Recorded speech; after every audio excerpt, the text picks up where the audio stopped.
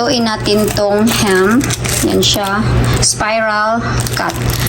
Una ko to, gusto ko kasi may ano siya, taba-taba siya ba. So, i-try ko to pagluto sa sa air fryer. First time ko na sa air fryer. Luto naman to siya, bone-in cut with natural juice.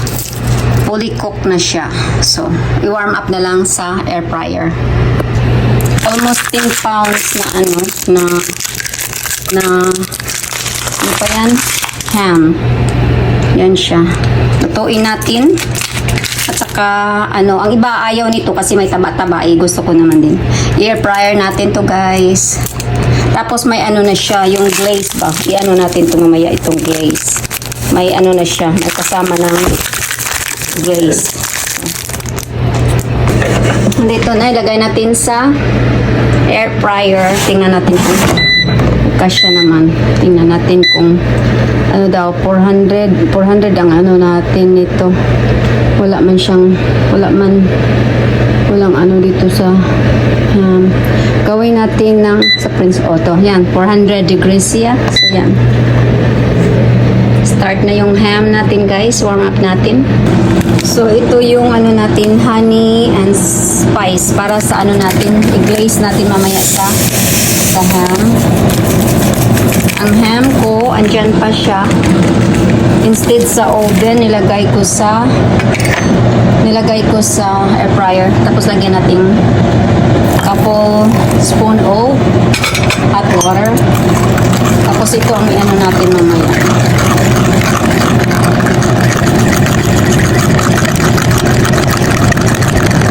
Ito ang ilagay natin mamaya.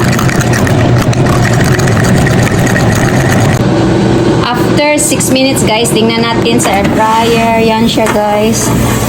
Okay naman din. Okay din siya. Oh, init. Yan na siya guys, itsura. Lagyan na natin ng glaze. Baliktaron ba? Yan na siya guys.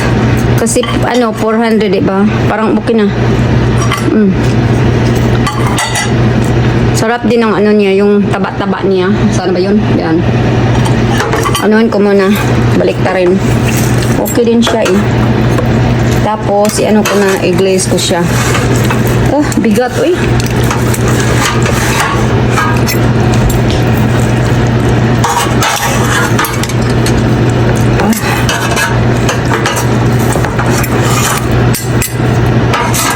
Almost 10 pounds to siya. Pero yun na nga. Bugat kaayo. Di man tani kadaog. Na. Tapos ibalik ko muna to. Tapos mamaya, hindi man makita dahil pala ninyo. Yan, mamaya ko na to. Lagyan ng glaze. Yan. Yan siya guys, na-busy ako sa kitchen. So, yan siya. Tapos, sa Sunday nito, gamitin ko ng fried rice ba ang ham. Pero kakain din ako nito.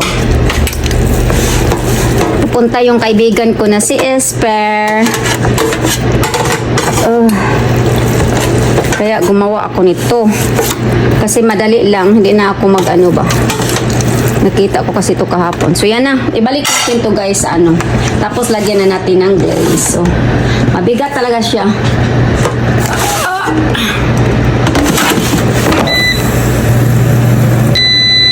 Tingnan natin guys. Wala pa man siya. Iano ko ng 400 man yun Iano ko ng pa yan, yung 375. Yan. 375 natin yan. Tingnan natin guys yung air fryer natin na ham. Tingnan natin para lagyan na natin ng lagyan natin ng glaze. Oh, yan na siya. Okay na siya. Lagyan na natin ng glaze guys, di ba? Sarap din. Yan na siya. So now, lagyan natin itong glaze na na siya, kasama na dyan sa wala tayong lagayan. Sandali guys. Okay, lagyan natin ng glaze. Ito yung glaze. nakasama na sa ano. Lagyan natin tapos ibalik natin ng a couple minutes. Usually sa oven ako nag warm up ng ng ham. Pero ngayon sinubukan ko lang tong nag-warm up ng ham. Pero parang okay naman siya. Oops, di pala niyo nakita. Yan siya.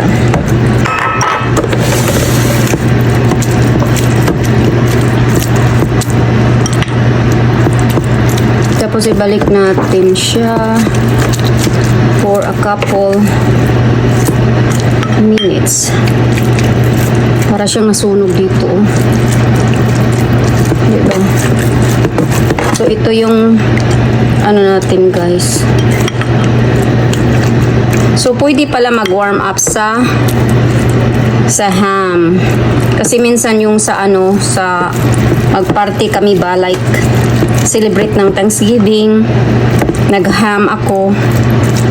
So sa oven, minsan marami tayong nilagay sa oven. Pwede pala din dito. So ito na ang gawin. Dito na siya.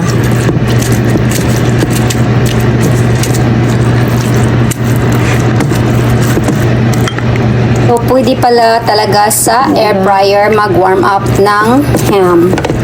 Minsan din gumagawa ako ng turkey before sa Thanksgiving para para maanuhan ko kung ano yung gawin. Kasi once a year ko lang naggawa ako ng turkey eh. So nagagawa din ako before that. So yan na siya guys. Ibalik natin to. So tingnan natin kung maganda ba ang resulta.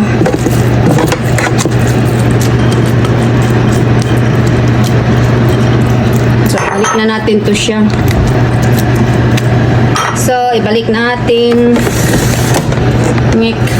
Ang bigat guys. Kasi yan siya. 10 pounds. So, yan na siya guys.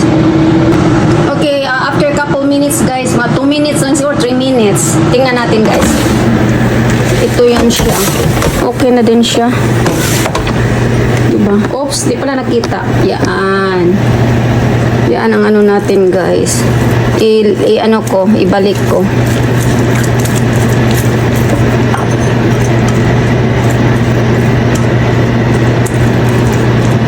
Siya. Diba? Sarap din yung taba-taba niya.